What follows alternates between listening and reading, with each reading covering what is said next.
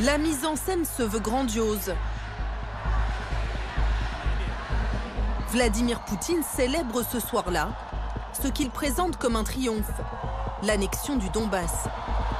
Дорогие друзья, сегодня у нас особый, торжественный и без всякого, в данном случае, преувеличения, исторический день.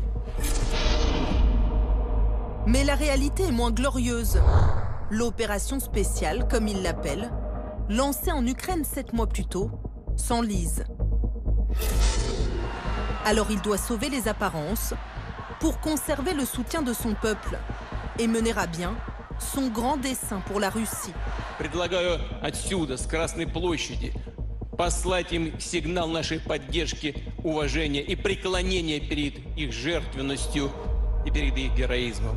Предлагаю сделать это громко, так, чтобы за 1000 километров они услышали голос Красной площади. Раз, два, три! Ура! Ура! Ура!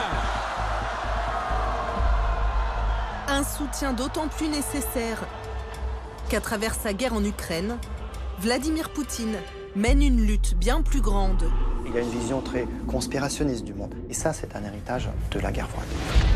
Un affrontement contre l'ennemi occidental. Il avait dit « Vous n'avez pas voulu nous écouter, et bien maintenant, vous allez nous écouter parce qu'on a ces armes. » Ce qui est toujours sidérant avec Vladimir Poutine, c'est le mensonge absolu. C'est le mensonge qui, d'une certaine façon, vous désarme. Une guerre de civilisation. La dictature des élites occidentales est dirigée contre toutes les sociétés. C'est du satanisme pur et simple. Dans laquelle se joue, selon lui, la survie de sa nation. C'est le champ de bataille pour notre peuple, pour la grande Russie historique. Enquête sur les ferments de cette soif de revanche qui anime, plus que jamais aujourd'hui, Vladimir Poutine.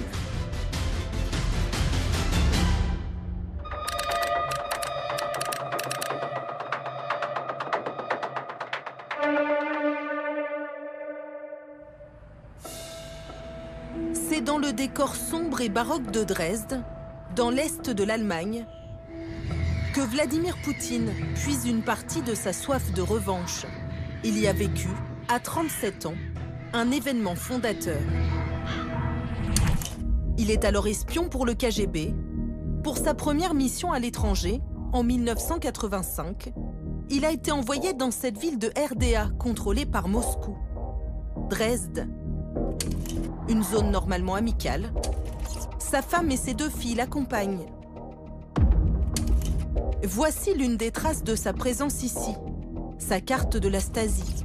En tant qu'officier du tout-puissant KGB, il peut aller et venir comme il l'entend dans les bâtiments de la police politique est-allemande. Il participe à toutes les célébrations officielles. C'est une photo de janvier 1989. Elle montre les officiers de la Stasi de Dresde et du KGB ensemble. Et vous voyez Vladimir Poutine, là, sur le côté. De 1985 à 1990, l'espion Poutine est chargé de recruter des informateurs, de surveiller les opposants, avec en ligne de mire déjà un ennemi désigné, comme il le raconte lui-même, dans les rares confidences qu'il a choisi de rendre publiques. Mon travail relevait surtout du renseignement politique. Nous étions essentiellement intéressés par toute information relative à ce qu'on appelait à l'époque le principal ennemi. Et cet ennemi, c'était l'OTAN. La guerre froide a figé le monde en 2 blocs, l'Est et l'Ouest. Un clivage qui imprègne tout, y compris les événements les plus ordinaires de la vie de Vladimir Poutine. C'est une lettre du directeur de la Stasi de Dresde qui félicite Vladimir Poutine pour son anniversaire, le 7 octobre 1988. Il dit « Au nom des tchéquistes de l'Allemagne de l'Est, je vous envoie mes salutations de bataille fraternelles. » Et il parle de combattre l'ennemi commun, c'est-à-dire l'Ouest, Et il lui souhaite succès et force dans la lutte contre l'ennemi.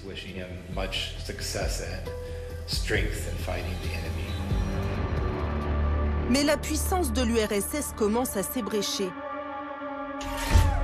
En novembre 1989, le mur de Berlin tombe.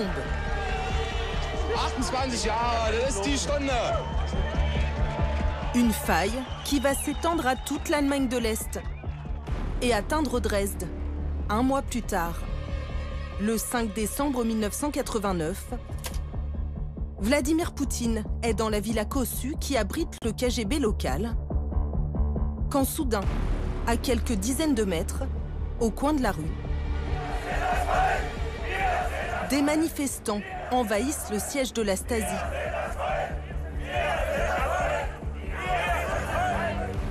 Et font tomber, en quelques heures, la sinistre police politique est-allemande.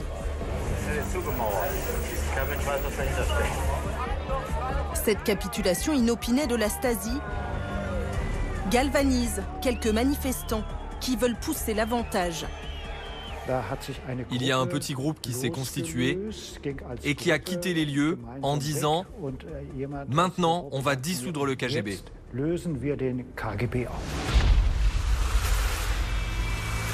Cet homme élégant, dentiste, a 29 ans à l'époque.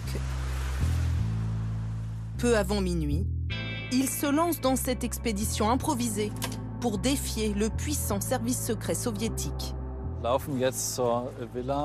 Ce soir-là, nous avançons vers la villa où le KGB est basé ici à Dresde, au numéro 4 de la rue Angelika. Nous regardons qui est là, ce qui se passe et s'il y a une possibilité d'entrer dans le bâtiment.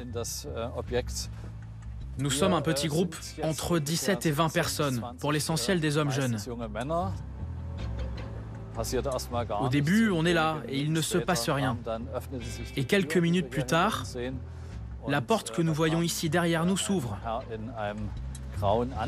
Et là, un homme en costume gris sort.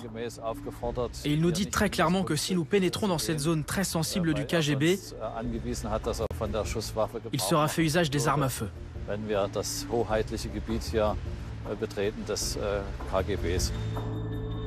Celui qui prononce ces mots, c'est Vladimir Poutine.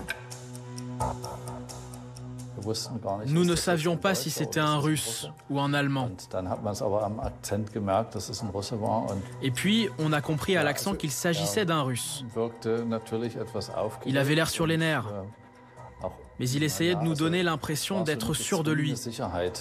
Je pense qu'il n'était pas à l'aise de voir tout à coup autant de jeunes hommes énervés et imprévisibles devant ses bureaux. Cela se voyait sur son visage qu'il était agacé, car cela ne se passait pas du tout comme le KGB l'avait prévu.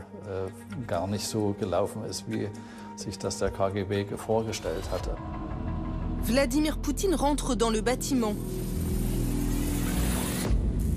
À l'intérieur, il s'agite, brûle les documents compromettants.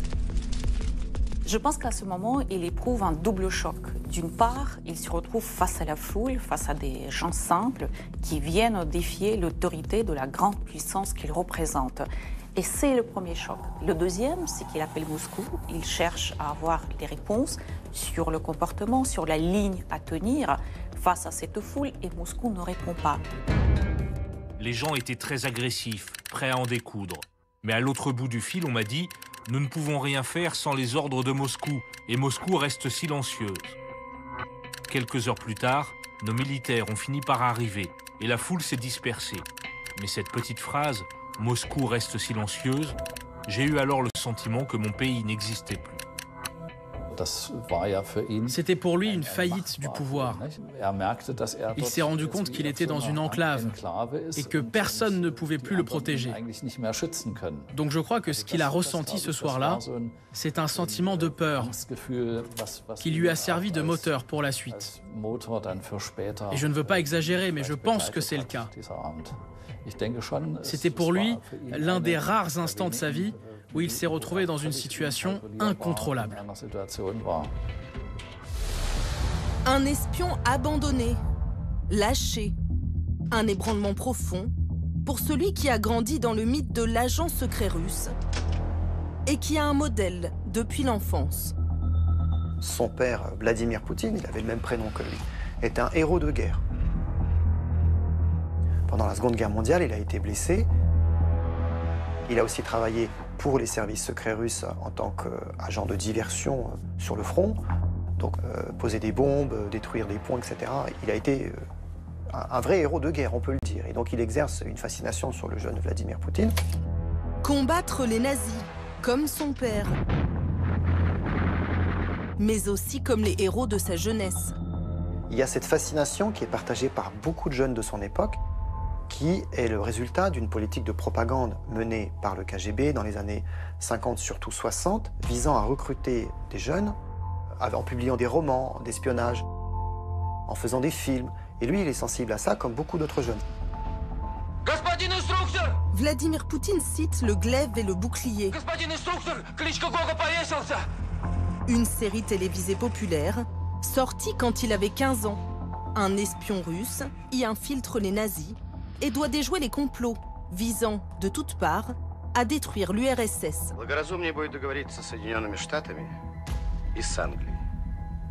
И совместно с ними покончить с Россией. Я полагаю, что эти проблемы касаются исключительно фюрера и партии. L'idée que je me faisais du KGB était plutôt basée sur les récits romantiques du travail des agents secrets. On pouvait me considérer, sans exagération, comme un produit réussi de l'éducation patriotique de l'homme soviétique. Mais 2 ans après son traumatisme de Dresde, son rêve est définitivement brisé. Le pays de son enfance disparaît. Я прекращаю свою деятельность на посту президента СССР. En 1991, l'URSS s'effondre.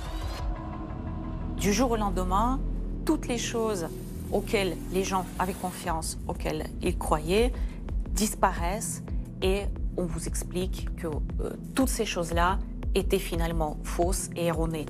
Il y en a beaucoup, en vérité, en URSS qui ont été très traumatisés par cet écroulement et je pense que Vladimir Poutine en fait aussi partie. Comme il l'a lui-même déclaré, s'il pouvait changer un événement de l'histoire russe, il empêcherait l'effondrement de l'Union soviétique. Прежде всего следует признать, и об этом я уже говорил, что крушение Советского Союза было крупнейшей геополитической катастрофой века. Dans sa conception des rapports de force, l'espion Poutine a perdu la guerre froide. Il ne faut pas oublier que l'URSS a pour but la destruction des régimes politiques démocratiques occidentaux. C'est ça la guerre froide et Vladimir Poutine est intimement imbriqué dans ce système-là et il n'en sortira en réalité vraiment jamais. La période des années 90 va intervenir pour lui comme une espèce de trauma qu'il va s'employer depuis à corriger. C'est-à-dire qu'il veut revenir à cette époque confrontationnelle et l'emporter in fine contre nous. Dès lors, cette soif de revanche ne le quittera plus. Une rancune qui va transparaître en 1994. Alors qu'il n'est encore qu'un inconnu, un simple adjoint à la mairie de Saint-Pétersbourg, et qu'il va faire un esclandre en plein milieu d'un dîner guindé.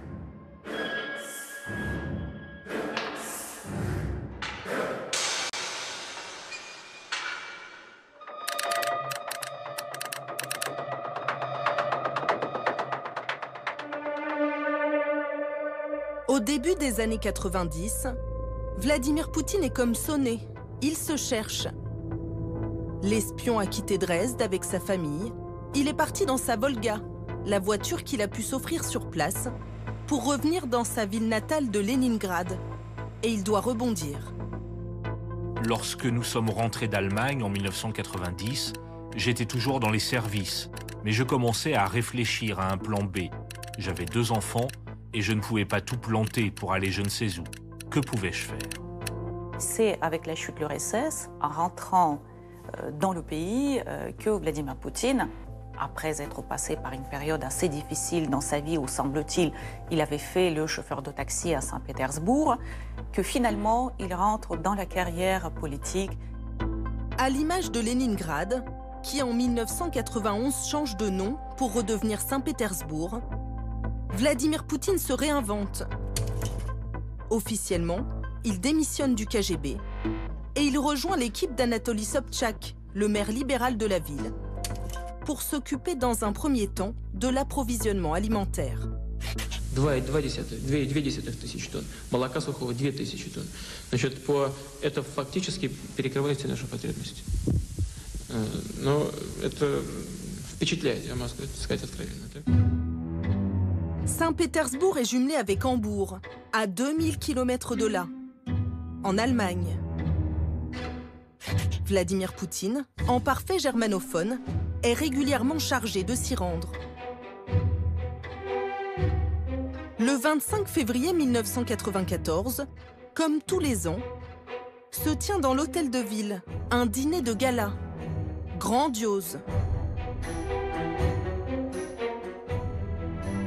Anna von Münchhausen est alors journaliste pour un célèbre hebdomadaire allemand. Elle doit écrire un article sur ce banquet normalement lisse et protocolaire. Je m'attendais à un grand dîner festif, très traditionnel. Le dîner Mathiae a été créé en 1356. Je m'attendais à une soirée très guindée, avec de nombreux convives. Les invités étaient tous triés sur le volet, issus notamment du corps diplomatique. Il y avait aussi des hauts fonctionnaires de l'administration et du Sénat. Mais le dîner va être marqué par le seul scandale de son histoire. Soudain, l'un des invités s'est levé en poussant sa chaise en arrière. Il a jeté sa serviette sur la table. La vaisselle a tremblé.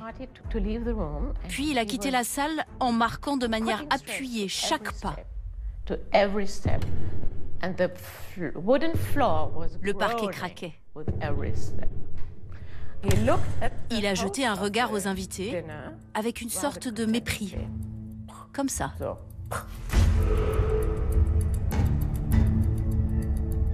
Puis il est sorti de la salle en faisant claquer la porte, avec un bruit qui a fait sursauter tout le monde.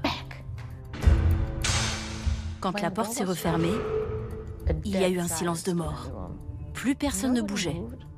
Puis les chuchotements ont commencé. Qui est-ce? Pourquoi est-il aussi énervé? Et on m'a informé qu'il s'agissait d'un certain Vladimir Poutine.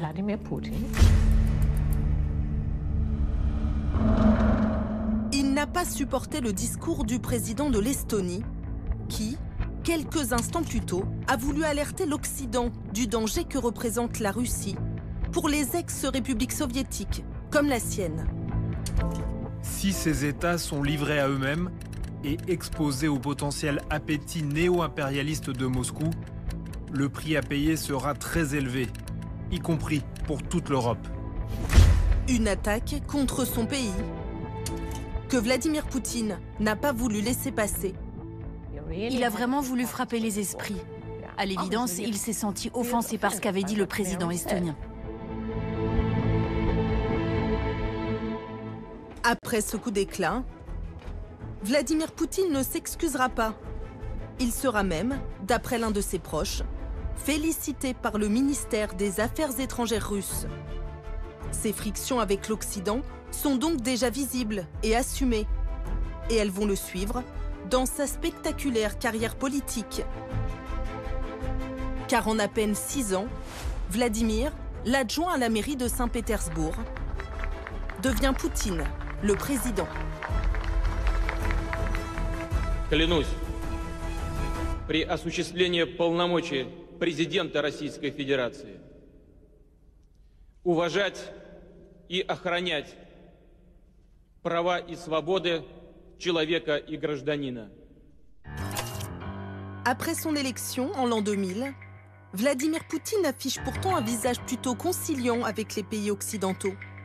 Il rencontre Tony Blair à Londres Une amitié avec le Premier ministre britannique, célébrée quelques semaines plus tard, dans une cave russe à Moscou, autour d'un verre de vodka. Une détente, mise en scène également avec le président américain Bill Clinton. Les deux présidents ont voulu donner à ce sommet une allure décontractée, avec promenade au soleil pendant 50 minutes dans le parc du Kremlin, à la grande surprise de touristes venus des États-Unis. Son discours anti-occidental reste en retrait pendant plusieurs années, avec même des alliances inattendues. Dans son premier mandat, il traite avec l'Occident très différemment. Les 4 premières années, donc en effet, la tentation de l'Occident, avec la création de ce conseil OTAN-Russie.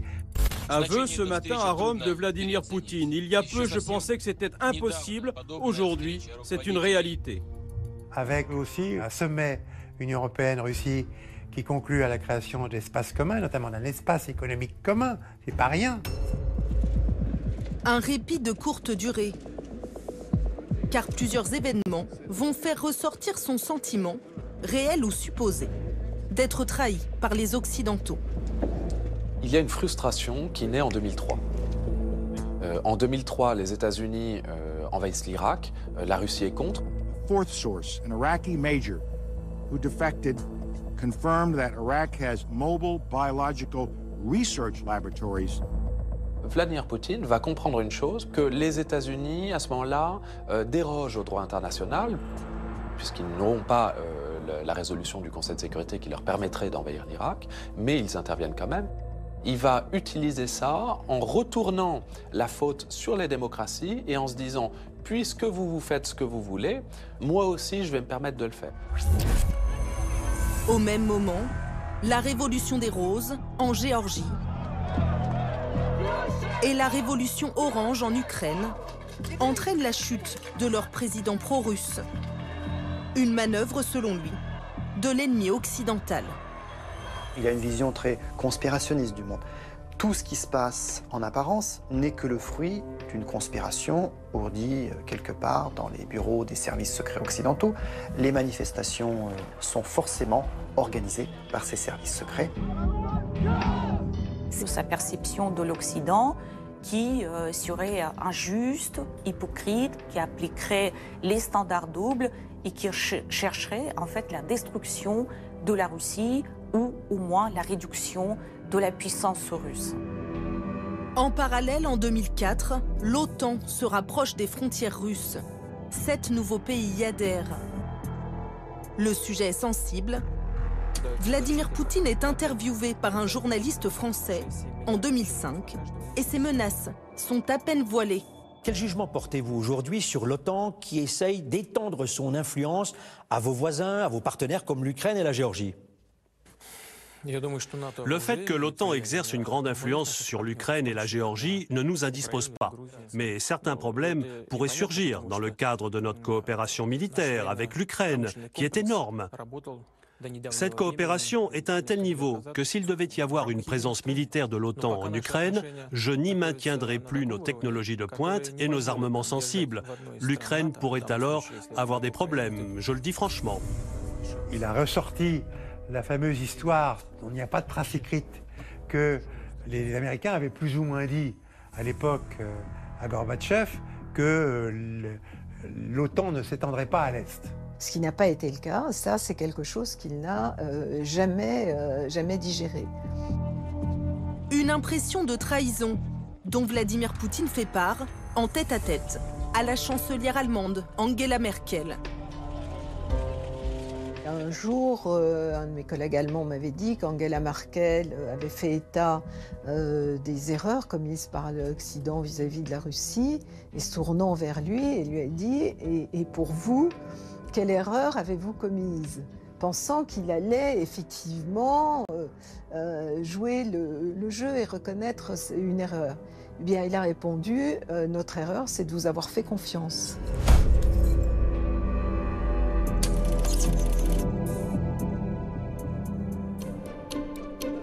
Vladimir Poutine se sent-il réellement offensé, humilié? Ou met-il en scène cette posture à des fins politiques? Impossible d'en avoir la certitude. Mais dans les faits, il décide d'exprimer publiquement son ressentiment lors d'un discours offensif resté dans les mémoires. À Munich, en 2007, le président russe est convié au Forum sur la sécurité internationale. Il monte à la tribune. Спасибо большое, уважаемая госпожа федеральный канцлер, господин Тельчик, дамы и господа. Et annonce d'emblée qu'il n'y aura pas ce jour-là de faux-semblants. Формат конференции дает мне возможность избежать излишнего политеса и необходимости говорить округлыми, приятными, но пустыми дипломатическими штампами.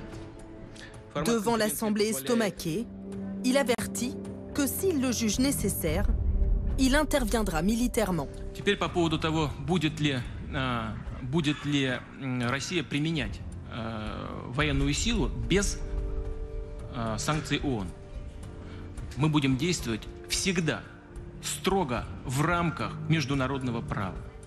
Но в уставе ООН предусмотрена есть и статья о праве на самооборону. И здесь никаких санкций уже не нужно. Il a fait ce discours extrêmement belliqueux, disant à partir de maintenant, la Russie va défendre ses intérêts.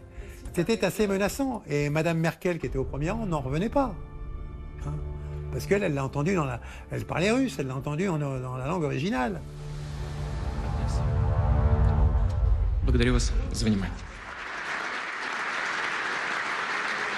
Il annonce le programme des années à venir, un programme qu'il a déjà mis en œuvre, mais maintenant il le dit ouvertement. Il est là le changement à Munich, il dit ouvertement les choses. Personne ne va vouloir entendre ce qu'il dit lui-même pourtant, c'est-à-dire qu'il entre en guerre, en réalité, avec l'Occident. Cette idée confrontationnelle avec nous, elle est déjà extrêmement claire. Vladimir Poutine monte d'un cran dans les menaces verbales. Et le chef de guerre va s'attacher à démontrer qu'il a les moyens militaires de ses ambitions.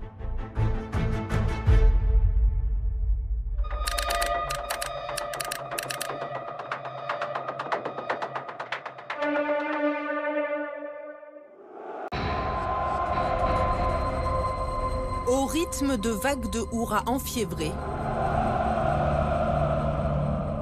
ce 9 mai 2008, sur la place Rouge, une démonstration de force,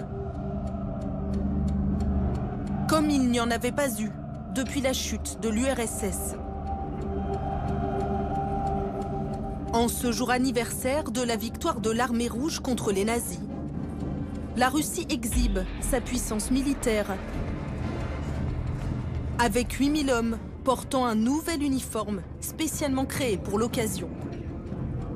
C'était un peu la guerre des étoiles. Il se vantait de disposer d'armes sophistiquées que personne n'avait, même pas les Américains, en présentant justement ces armes supersoniques. Il avait dit vous n'avez pas voulu nous parler, vous n'avez pas voulu nous écouter, et bien maintenant, vous allez nous écouter implicitement parce qu'on a ces armes. Vladimir Poutine veut que la Russie soit davantage respectée, dans le présent comme dans le passé. Мы всегда будем помнить, что именно Россия, Советский Союз сорвали человеконенавистнические, кровавые, надменные планы нацистов. Не позволили фашистам завладеть миром. Наш солдат и одержал победу, величие которой навеки останется в истории. Pour lui, l'URSS, c'est le pays qui a vaincu le nazisme. C'est le pays qui tenait tête au monde entier.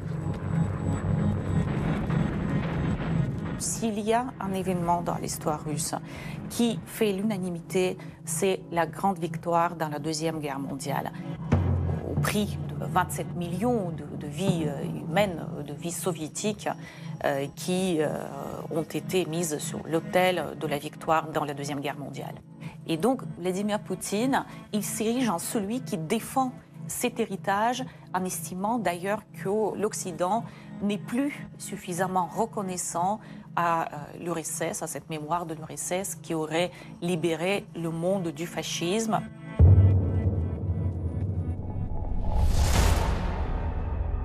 Il ne parle pratiquement nulle part et jamais de comment il voit l'avenir de la Russie. Il parle toujours de la grandeur passée de la Russie.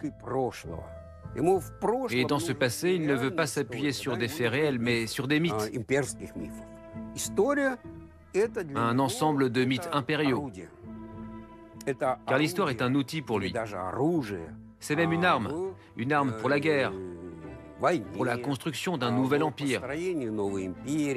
Ce n'est qu'un moyen, un mécanisme qu'il utilise en arrachant des bouts de l'histoire qui lui conviennent et en les réarrangeant. Pour faire face à l'Occident, le maître du Kremlin construit, pas à pas, morceau par morceau, un contre-modèle, une idéologie qui fusionne grandeur de l'empire des tsars et puissance soviétique. C'est un mélange. Il est l'empereur de toutes les Russies, mais il est aussi le secrétaire général du Parti communiste. Donc c'est ce syncrétisme étrange entre l'histoire glorieuse de l'Empire et l'URSS de Staline au temps de sa splendeur, c'est-à-dire le moment où non seulement elle était grande et forte, mais surtout elle était crainte. Tout un assemblage de symboles hétéroclites, visibles, jusqu'au sommet du Kremlin.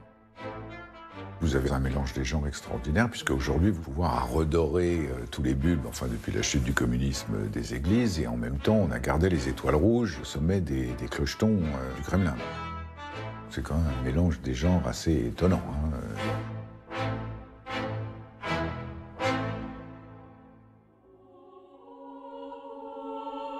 Car son contre-modèle s'appuie fortement sur une valeur qu'il juge en perdition dans les pays occidentaux, la religion. Après les décennies d'athéisme de l'URSS, lui choisit de se mettre en scène lors du Noël orthodoxe et se livre à un théâtral rituel de l'épiphanie en se plongeant dans de l'eau glacée.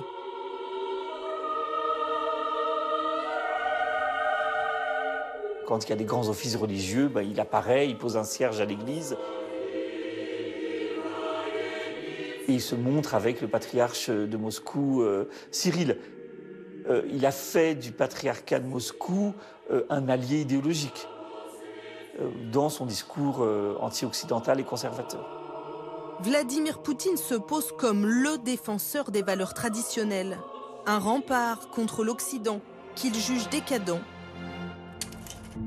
et qu'il dénigre ouvertement, comme lors de cette intervention en 2013. Мы видим, как многие евроатлантические страны фактически пошли по пути отказа от своих корней, в том числе и от христианских ценностей, составляющих основу западной цивилизации. Отрицаются нравственные начала и любая традиционная идентичность, национальная, культурная, религиозная или даже половая. Проводится политика, ставящая на один уровень многодетную семью и однополое партнерство. Pour évidemment s'opposer à l'Occident, il faut qu'il trouve des arguments. Il y a tout le discours qui est sur la décadence de l'Occident, donc tout le discours sur les mœurs, l'homosexualité, la parentalité homosexuelle, etc. Donc tout ceci, c'est quelque chose qu'il a vraiment développé beaucoup. Il se différencie de l'Occident, avec quand même comme idée de séduire tous les citoyens du monde entier, donc d'attirer à lui aussi une partie de l'opinion mondiale. Son discours fait écho jusqu'en France, où en 2013, des militants anti-mariage homosexuel se rassemblent devant l'ambassade de Russie à Paris pour appeler au secours Vladimir Poutine.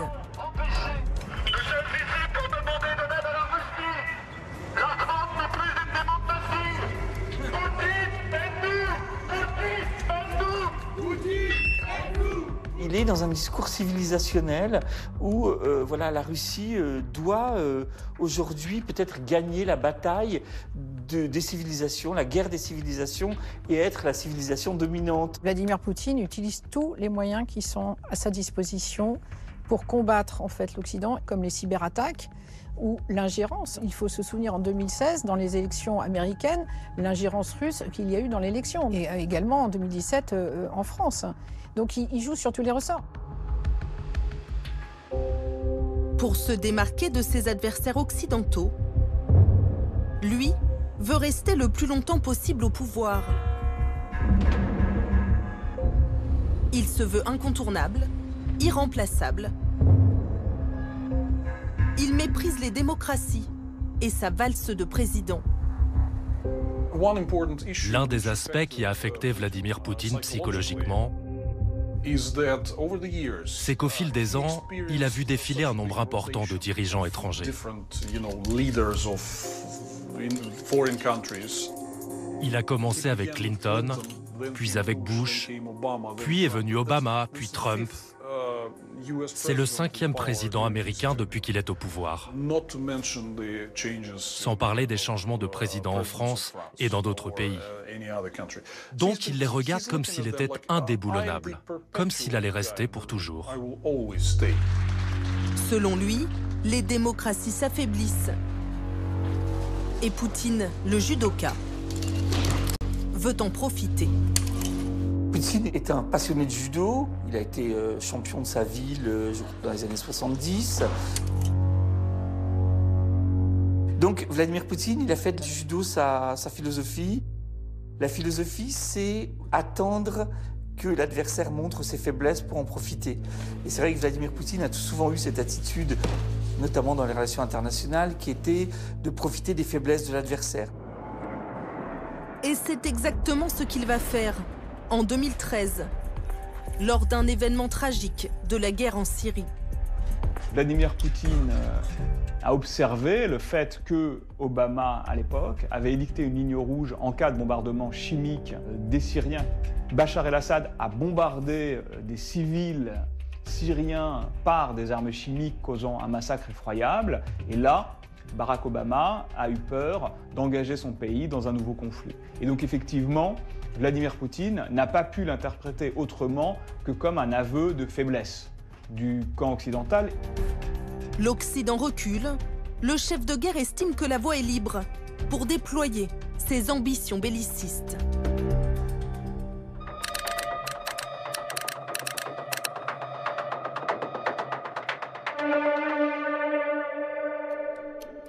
À la fin de l'année 2013, un diplomate s'envole pour Moscou. Il vient d'être nommé ambassadeur de France en Russie. Et il va se retrouver au cœur de la machine Poutine. Il se trouve que je l'ai rencontré souvent, probablement plus souvent que d'autres ambassadeurs, en raison des événements qui se sont passés en Ukraine, donc en 2014, en Crimée et dans le Donbass. Ценим исторически тесные стратегические отношения с одним из лидеров Евросоюза, с Францией. Ce qui m'a donné l'occasion d'observer quand même de près Vladimir Poutine. Car en février 2014, 6 ans après sa guerre éclair en Géorgie, le président russe s'affranchit de toutes les règles. Il envahit cette fois une presqu'île stratégique de son voisin ukrainien. La Crimée était un déclencheur parce qu'à partir du moment où il a osé la Crimée, alors tout était possible. Dans la foulée, il envoie aussi des hommes dans le Donbass, dans l'est du pays, pour soutenir les leaders séparatistes.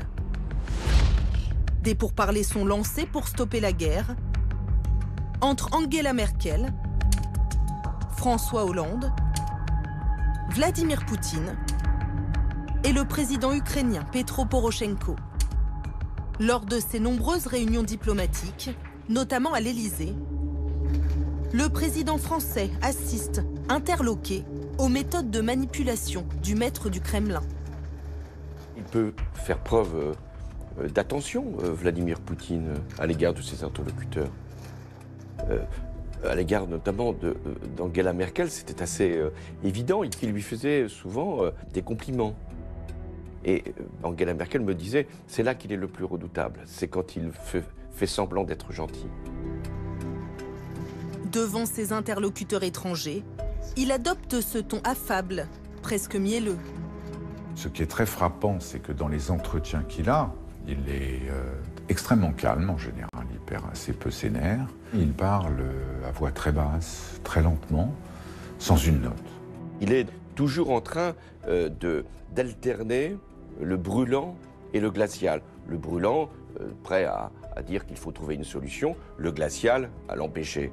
Donc il y a toujours la nécessité de construire un rapport de force à l'égard de Vladimir Poutine.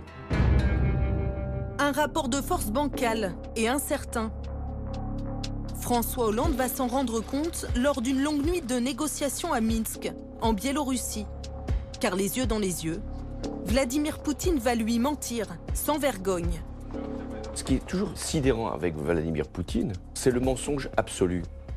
C'est le mensonge qui, d'une certaine façon, vous désarme. Et dans la nuit de Minsk, quand il s'agissait de faire une première fois la paix en Ukraine, il me disait qu'il ne connaissait pas les séparatistes.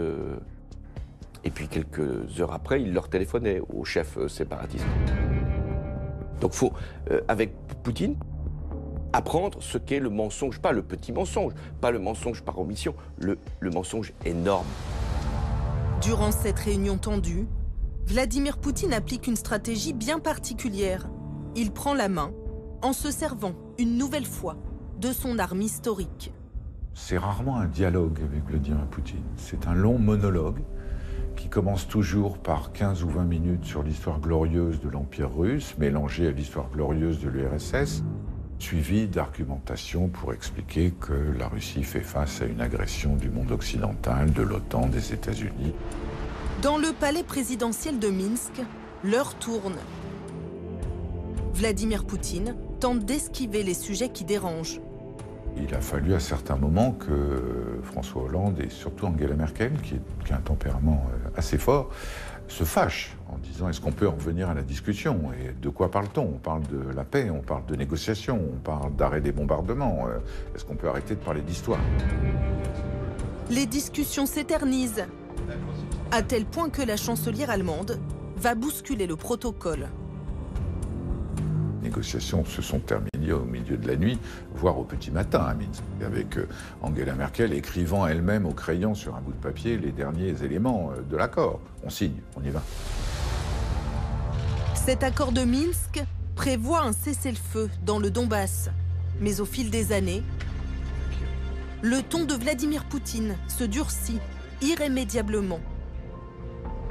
On l'a senti dans ses discours publics, un sentiment il y a une rage chez Poutine, un désir de revanche. Il s'est proprement radicalisé. Je pense que c'est vraiment ça le mot qu'il faut utiliser. Et la situation en Ukraine ne lui convenait plus parce qu'il voyait bien que ces opérations en Crimée et au Donbass ne suffisaient pas à annihiler la menace d'une Ukraine pro-occidentale à ses portes. Le lundi 21 février 2022, pendant 1 heure, Vladimir Poutine va développer sa théorie. La Russie est gravement menacée. Il doit donc prendre les devants. Когда уровень угроз для нашей страны значительно возрастает, Россия имеет полное право принимать ответные меры обеспечения собственной безопасности. Именно так и будем поступать. Et 3 jours plus tard, les chars russes envahissent l'Ukraine. Cette grande guerre, elle était malheureusement prévisible. Cette grande guerre, elle était dans les mots de Poutine depuis au moins une dizaine d'années. Évidemment, il y a une différence entre les mots et les actes. La rhétorique inspirée de la Seconde Guerre mondiale s'ancre définitivement dans ses discours. La Russie combat selon lui des nazis en Ukraine et les Occidentaux s'apparentent à des forces du mal. Диктатура западных элит направлена против всех обществ, в том числе и народов самих западных стран. Это вызов всем. Такое полное отрицание человека, неспровержение веры и традиционных ценностей, подавление свободы приобретает черты религии наоборот, откровенного сатанизма. Ce qui est très intéressant, c'est qu'en utilisant un discours qui va être de plus en plus dur, nazisme, ukro-nazisme, on invente des concepts qui vont jusqu'à la lutte contre le satanisme même, il arrive vraiment à un durcissement de son propre régime qui arrive à sa fin parce qu'il n'y a plus rien dans le discours politique au-delà dans la mobilisation que Hitler est le diable. On arrive vraiment dans les hauts de la propagande. On a vraiment un discours qui est de plus en plus violent à l'encontre des Ukrainiens et de l'Occident. Мы должны перевернуть эту позорную страницу. Начавшийся слом западной гегемонии необратим. И вновь повторю, как прежде, уже не будет. Поле битвы, на которое нас позвала судьба и история, это поле битвы за наш народ, за большую историческую Россию. Quelle est l'étape suivante? Vladimir Poutine peut-il aller encore plus loin dans sa soif de revanche? C'est impossible de le savoir. Vous savez, Vladimir Poutine est très coutumier des surprises. Personne ne sait jusqu'où il est prêt à aller. En tout cas, la seule chose qu'il montre, c'est qu'il veut déployer son plan. Voilà, il a mis en scène l'humiliation de son pays après l'Union soviétique. Il a mis en scène le désir de revanche de son pays. Il a mis en scène l'hostilité de l'Occident. Aujourd'hui, il réalise cette guerre et donc il veut dérouler son plan. Un plan dont Vladimir Poutine est le seul maître. Lui qui a fait changer la Constitution afin de pouvoir rester à la tête de la Russie jusqu'en 2036.